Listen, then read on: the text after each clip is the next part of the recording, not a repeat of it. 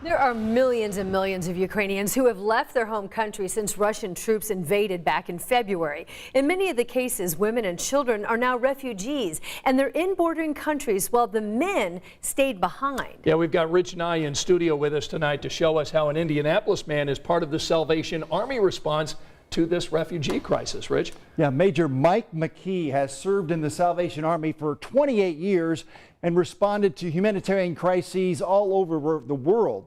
I talked to him tonight by Zoom from Bucharest, Romania.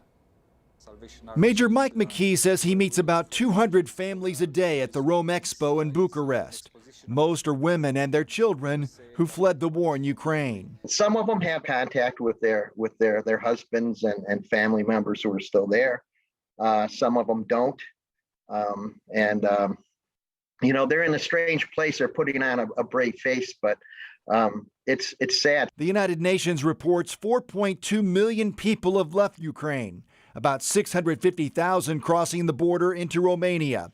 The Salvation Army provides vouchers that can be used for food and clothing. You look them in the eyes and say, we are so sorry that you're going through this, and this is to help you along your way, and know that there's people all over the world that are praying for you and people that care about you.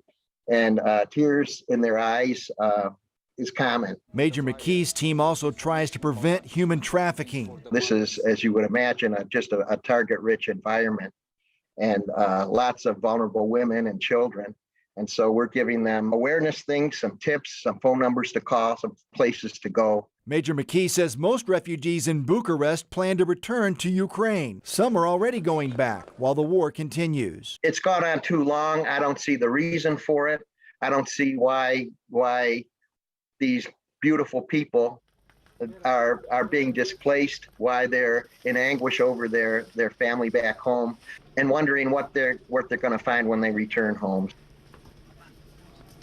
Major McKee arrived March 23rd. He'll be in Romania through May 8th.